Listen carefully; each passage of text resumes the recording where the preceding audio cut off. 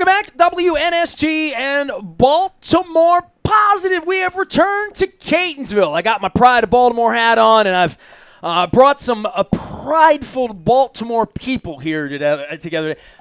Don Moeller on the backside. I mean, It's amazing that we all live in this place that is, so maligned. Baltimore. Right? The greatest city on earth. Rat it says so right on my Facebook. Yeah, it's been a week. You mentioned where we are, Nestor. We should mention we're here at Jennings in Catonsville. And what is it? This August 18th, Craft Beer Festival coming out here.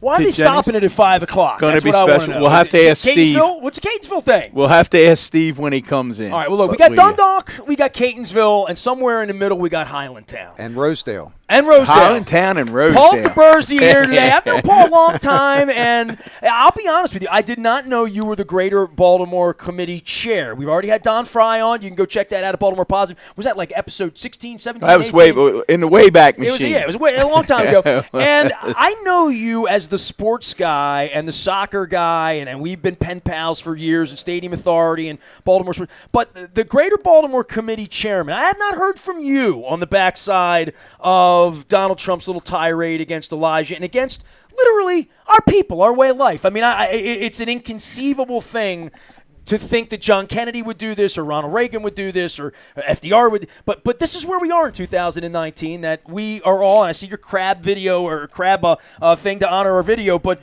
Baltimore's a great place, and we all burr up and defend it. We do. And, Paul, you're a partner at one of the major law firms in the state, DLA Piper.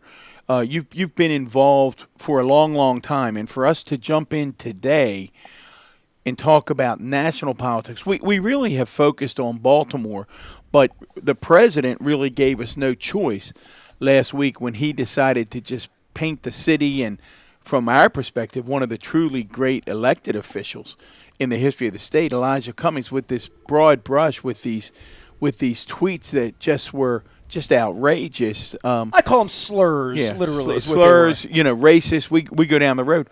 First of all, welcome to Baltimore Positive. Thank you. We're going to throw you right in the deep end. Let me begin by saying it's an honor to be here. I have checked it out. I did wear my crab tie because I watched you and my good friend Matt Gallagher and opening crabs, so I got my crab tie on. Tell people if they haven't seen it, go to Facebook. I learned. It's tremendous. Down at Fadley's and 1.7 million views. I've told everyone. I almost went to Costas on Wednesday to open. I still have not touched a crab since that day. The last crab I touched was that one. It's been a whole month. Matt is one of my best friends, and I am honored to be here. You've got tremendous guests. It's a great program.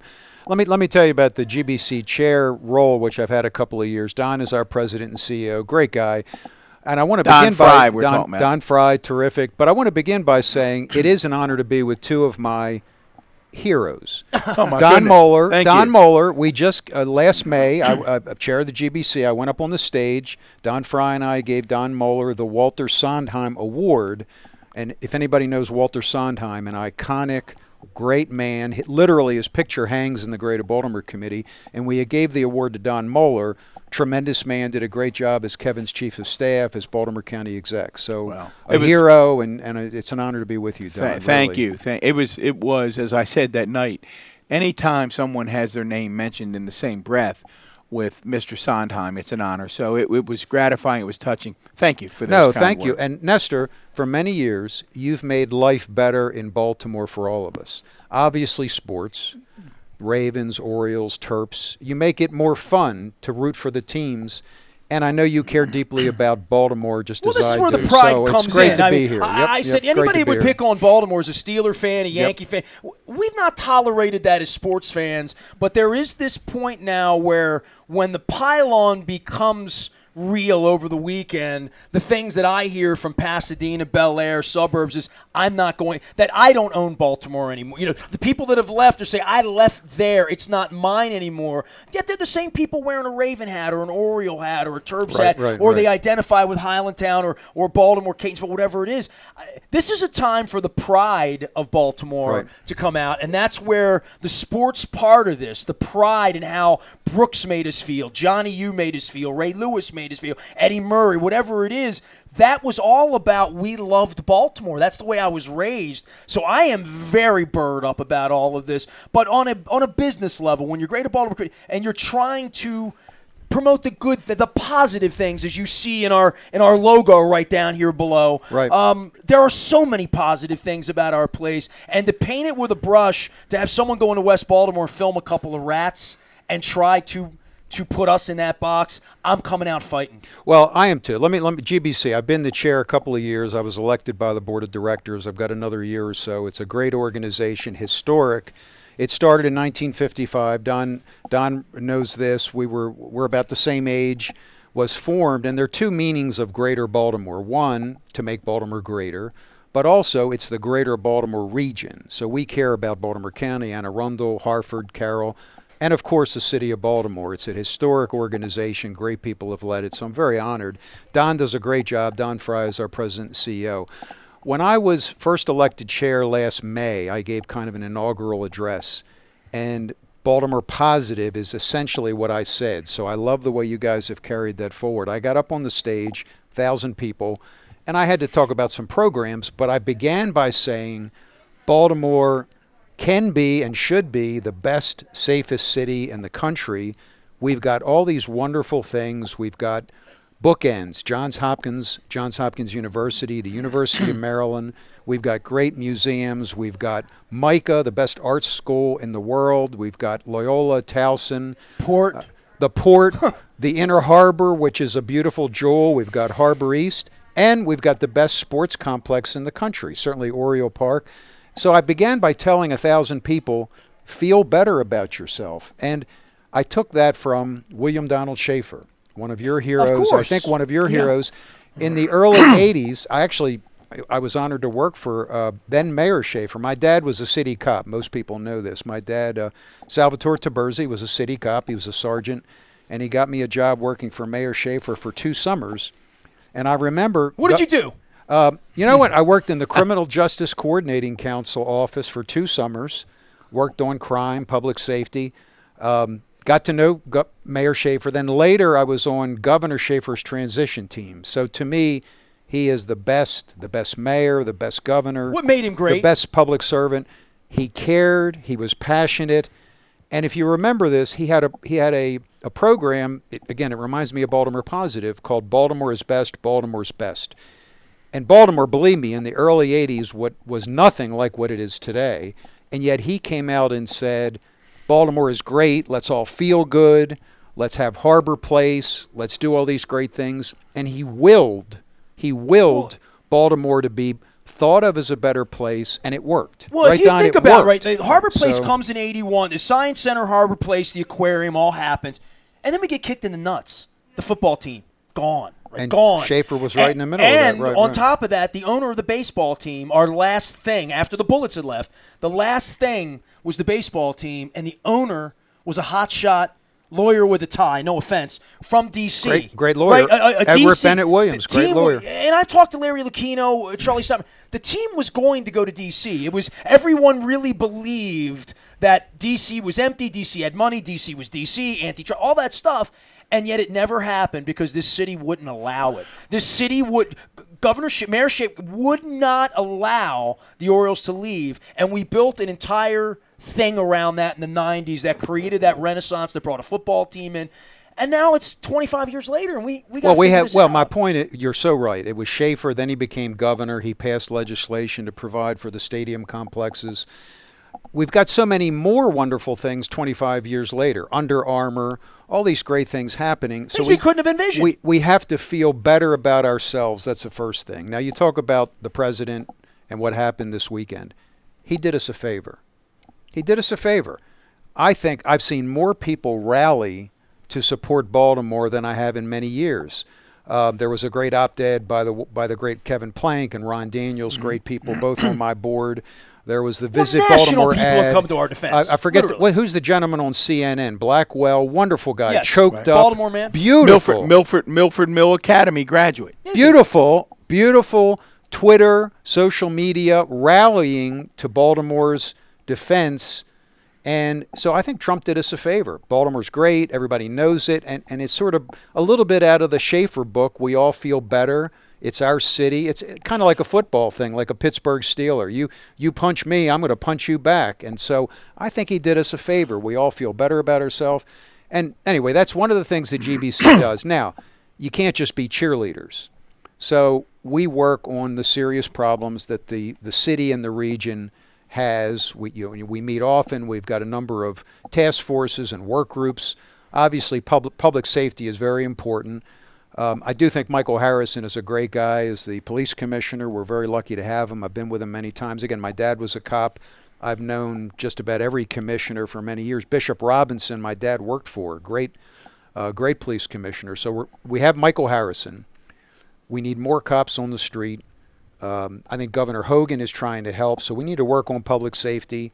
There are a lot of other things, education and so forth. So the GBC works on all of those issues. And I look at that board of directors and I pinch myself, Kevin Plank and Archbishop Laurie and just great people. Mark Well, you Weller. mentioned the Archbishop. It was Yes. interesting to see the faith community Yes. come out as strong as they. I mean, the faith community normally doesn't like, as you know, to get issue engaged, edicts, right, issue edicts about politics. They try to sort of fly above that. But when I saw the strong language from across the board on the faith leaders, it really spoke to how people reacted to what the president said. And Paul, what I'd like you to talk more about is, I don't want people to misread when Nestor and I are so passionate about Baltimore and Baltimore positive. You can hear it in your voice. That doesn't mean that we don't recognize the issues. I mean, I think what frustrates, and I know I don't Nestor, need a video of rats in West Baltimore to know you're there. Right. Sure, literally, but they're in every big city. And but we, go ahead. Yeah. We know that people right now are afraid to go downtown. We're not running from that. We know it. And what the difference is, and where I think we get frustrated, I've known Nestor since he was 13. I've seen him, as people know, Nestor's animated. About 10 years. He can get it. That's You what look Freeman. good. You That's look what good. Freeman Rabowski You look said. good. Freeman had him in his 20s. Yeah, Freeman said, "Are you 30 yet?" I'm like, "Thank you, Freeman." Well, look, So- I'm 39. Just There to you finish go. it out. So go ahead. Yeah. But I've known Nestor since he was 13. We know he can get animated. We know he can get passionate. I don't think, Nestor, I've ever seen you angrier, which is saying something, or more animated than you were this weekend over what the president said. You really took that personally. Yeah. Look, it's one thing to see him on the pulpit beating up everyone else, and I'm offended by that because I know they're coming to get me next. And 3 years ago it was black and white. Now I see people look like me in cages at the border, me and my father. And so I take that. I take all of it personally. I take when Kamala Harris is getting kicked around, or when people of color. But now it's come to my gate. Now I'm trying to sell my condo downtown so I can get it, so my wife can have a deck. We want to have a deck. Mm-hmm. We've lived in the same place. People say you're selling your place. I love Baltimore. Right. I want to move someplace where my wife and I can have a porch. Sure. Literally, after 16 years, we've just decided we want air. And we love where we live. I put pictures up all the time. I can't sell my place right now. I haven't had anybody walk through my place. One person's walked to visit my place in 9 months. And then the president's going to do this on top of that? I mean, like, how many times do you want – we know the patient's bleeding, right? We're aware of that. I mean, our mayor's going to prison. We're aware. But the president's here to help the bleeding, not to dump salt in that. And that's the difference. That's un-American. It's unpatriotic. It's uncitizen. But Everything about it is again, wrong. I think he did us a favor because the whole world has responded to the same effect as you and we. Good. It was so ridiculous, and we get it. We're so great. No, I feel the same way. I was born and raised. My grandparents chose to live in Baltimore. They were Italian immigrants. My mom and dad were here. I could have gone to D.C. or New York. I said this last year to 1,000 people. All of you could go someplace else, and yet you choose to live in Baltimore. Why? Because it's a great city. Every big city has problems, of course. But we choose to live here. I remember when I was a kid, again, Don, you and I are the same age, the land of pleasant living. Right. Oh, right. I say That's that all the us, time. the Chesapeake Right. Bay, the Mr. land Bo. of pleasant On the living. shore. There's so Come many on. wonderful, we have so many great things, so we choose to live here. Every big city has problems, okay? And we're going to fight through ours and solve ours. And I think, we're so lucky to have Hopkins, Under Armour, you name it, T. Rowe Price, so many great, and they're all on my GBC board. I'm so proud. I look in that room. How did I get here? They're great. So how do we and bring those people together to fix this? And they care deeply.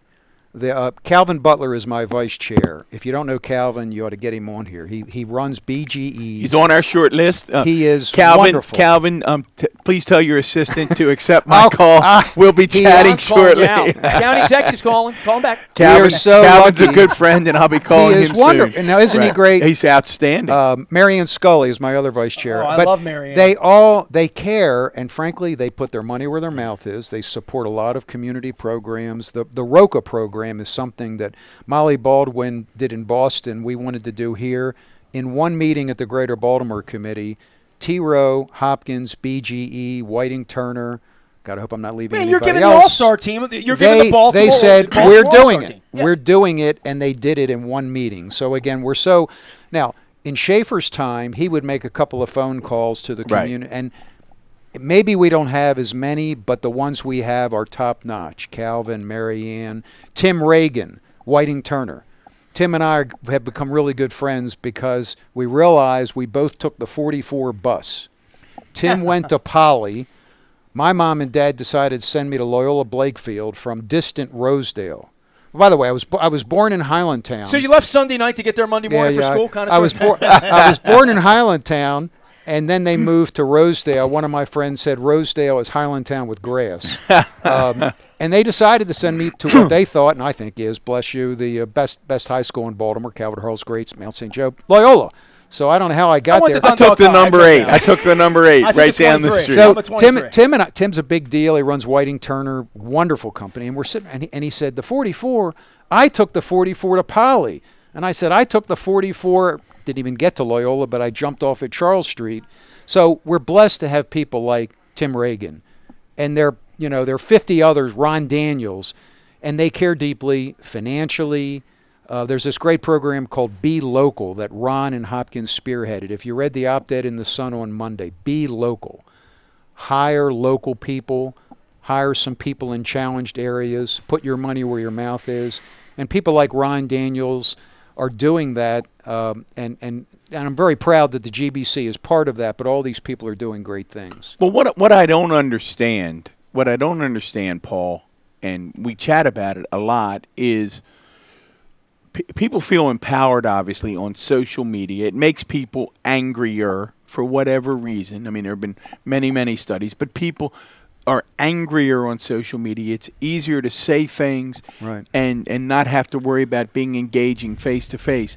The folks that vilify Nestor or vilify me or others, we had a good friend of ours, Ryan O'Doherty from Mercy Hospital, wonderful. One of the real advocates. Well, that's Damien. That's his brother. Okay, Ryan is at Mercy. Ryan's at Mercy. Great. But Ryan immediately took to defending Baltimore, showing pictures of the 7th District and all of the assets in the 7th District. And it's amazing to me how a clearly gerrymandered district, by the way, too. Clearly gerrymandered. I look at it and I just say that ain't normal. It's my district, right? Mine too. There you go. So Paul and I both. There you go. So we all live in the 7th, and we don't live particularly Give him hell, close Elijah. to one another.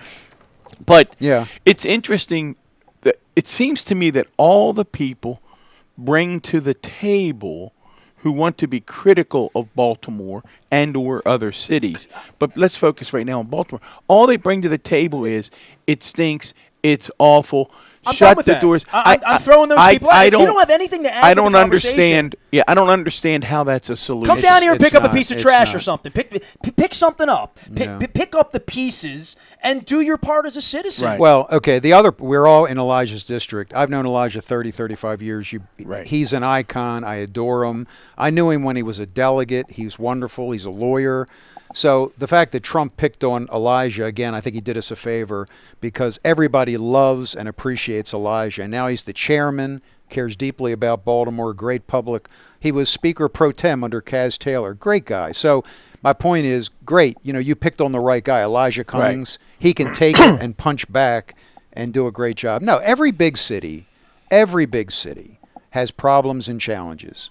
Frankly, they're often the same problems and challenges. And it's how you deal with them. And I think we do a good job here with programs like this and the GBC. and we're doing fine. Let's just keep working at it and be Baltimore positive. The one thing that brings us all together is sports. So I'm going to take a little breather here. We're gonna cool off. We're at Jennings Cafe and Yom's Cafe. Paul Tiburzi here. Don Moeller here. We're doing Baltimore Positive on WNST.net. Don, give a little shout out to the sponsor, but more than that, we've put a calendar together, haven't we? You know, over the coming weeks here, we in the beginning of the summer, it's like, when's the next show? We'll let you know. But we have a real calendar here over the next month, and people can come find out. We have incredible guests coming up. We have some phenomenal guests. We have Senator Van Hollen. We have Senator Cardin.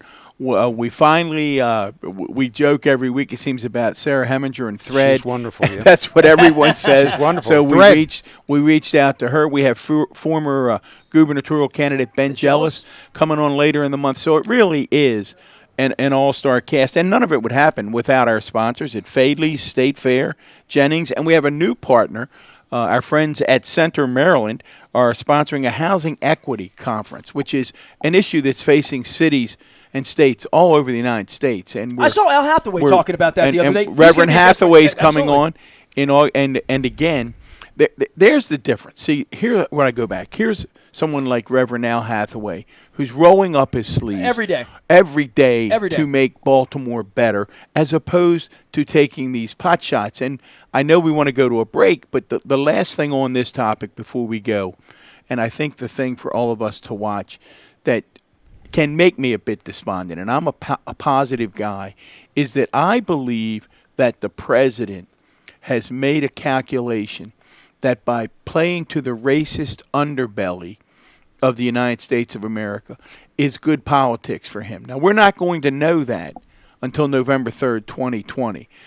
But I think the three of us sitting here, and I think we'll be joined hopefully by millions of others, will reject that idea. And I heard someone say this the other day. I thought it was really on point. Said that if you're a working class or working man, woman in the United States who Trump claims to be speaking for, you ought to be offended. Because what the president is really saying is, I believe you are racist at your core because you happen to wash your hands when you come home from work, because you're a blue-collar worker. My grandfather was an engineer on the B&O Railroad. My grandmother was a secretary at the House of Corrections. We all have blue-collar roots, and they would be offended to think that this president says, I know how to reach blue-collar folks. They're all racist. I'm going to talk to them. I prefer to believe they're not all racist. That's my soapbox. And there's your From the Porch. By the way, did you read his blog this week about the Jets and the Colts? I did. Well said. Well said, Don Moeller. Yeah, let's not pick on each other. Yes, go to this and that, donmoeller.com. Gave some advice to the Democrats this week. Bottom line is, let's stick to big issues, and let's not let this president distract us. And I say that as well. We have a lot of good Republican friends. Absolutely. And my point is, Governor Hogan is doing a good job. And he's outraged by this. So many of my Republican friends held their nose last time and said, I'll put up with this guy. I think more and more people are saying, you just can't do that. It's got to be bigger than Donald Trump. So that's my soapbox. I'm with you. By the way, Reverend Al is on my board, too. He's wonderful. Oh, we can't wait. We got them all. Reverend Al is it sounds like we're just interviewing your board. No, they're great. We've got good people. Yeah, by the end of the year here, we're going to have a couple hundred episodes of this. Man. And it's just going to be this all-star team of people who love Baltimore. Love Baltimore. Literally, love Baltimore. Well, so we've had some, and when we've got some great sound bites, we ought to start putting them on T-shirts. We had what was it? Senator Mikulski said, I love her, that if the British couldn't take Fells Point and the Rats couldn't take it, she was going to be damned if state highways would take it.